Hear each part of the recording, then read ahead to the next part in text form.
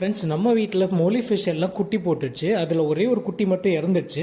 பார்க்குறதுக்கு மனசுக்கு ரொம்ப சங்கடமாயிட்டு. மீதி இருக்கிற குட்டி எல்லாம் நல்லா தான் இருக்குது. அந்த குட்டியெல்லாம் நம்ம இப்போது இதில் இந்த பாட்டில் இருந்து நம்ம இந்த பக்கெட்டுக்கு ட்ரான்ஸ்ஃபர் பண்ண போகிறோம். கிட்டத்தட்ட ஒரு 25 ஃப்ரைஸ் நம்மக்கிட்ட இருக்குது. இந்த ஃப்ரைஸ் எல்லாமே 4 நாள் ஆச்சு. நம்ம இதை இங்கேருந்து இன்னொரு பக்கெட்டுக்கு ட்ரான்ஸ்ஃபர் பண்ணுறோம். இந்த பக்கெட்டில் தண்ணி பார்த்தீங்கன்னா நம்ம ஆல்ரெடி இதை ஃபில் பண்ணி ஒரு 4 நாளாக இதை கண்டிஷன் பண்ண வச்சுருக்கோம். ஸோ அதனால நம்ம இதிலேருந்து ட்ரான்ஸ்ஃபர் பண்ணிடலாம் ஈஸியாக. மோலி ஃபிஷ் பார்த்தீங்கன்னா எக்ஸ் லே பண்ணாது, அதை டைரெக்டாக குட்டியாக போட்டுரும். அதில் வந்து குட்டி தான் இது.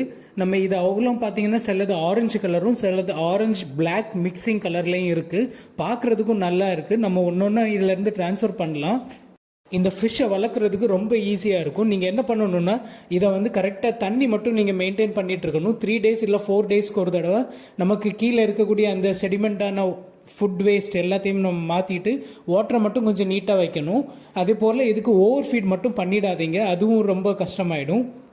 நம்ம கொஞ்சம் கொஞ்சமாக எல்லா ஃப்ரைஸையும் மாற்றிட்டு இருக்கோம். எல்லாமே நியூ பார்ன்ஸ்னால நமக்கு பிடிக்கிறதுக்கும் கொஞ்சம் கஷ்டமாக இருக்குது. அதனால் நான் என்ன பண்ணேன், ஒரு பெரிய பவுல் எடுத்து அதிலே எல்லா ஃபிஷ்ஷஸும் உள்ளே வர்றது மாதிரி பார்த்து நம்ம இங்கேருந்து அந்த பக்கெட்டுக்கு ட்ரான்ஸ்ஃபர் பண்ணுறோம்.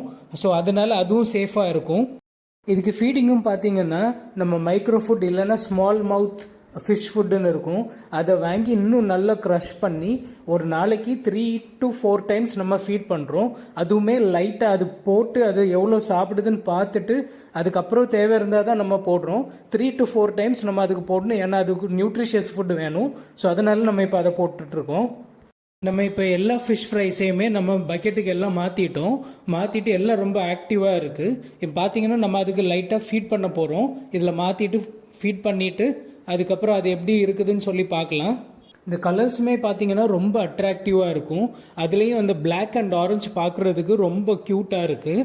நீங்களும் இந்த மாதிரி உங்கள் வீட்டில் ஃபிஷ் வளர்த்து அதுவும் இதே போல் குட்டி போட்டிருந்துச்சுன்னா என்ன மாதிரி ஃபிஷ் உங்களுக்கு வளர்க்குறதுக்கு ஈஸியாக இருக்கும், அதுக்கு என்ன மாதிரி ஃபீட் போடுறீங்கன்னு சொல்லிட்டு கண்டிப்பாக கமெண்ட் பண்ணுங்கள். நம்ம சேனலையும் மறக்காமல் சப்ஸ்கிரைப் பண்ணிவிடுங்க. இது எல்லாத்தையுமே நம்ம இந்த பக்கெட்டில் தான் இனி வளர்க்க போகிறோம். இது கொஞ்சம் பெருசாகிறது வரைக்கும் நம்ம இந்த பக்கெட்டில் வளர்த்துட்டு அதுக்கப்புறம் கொஞ்சம் பிளான்ட்ஸும் நம்ம இது கூட வைக்க போகிறோம். அது வைக்கிறதே நான் உங்களுக்கு இனி நெக்ஸ்ட் வீடியோவில் காணிக்கிறேன். ஃப்ரெண்ட்ஸ், நம்ம சேனலையும் மறக்காமல் சப்ஸ்கிரைப் பண்ணிவிடுங்க.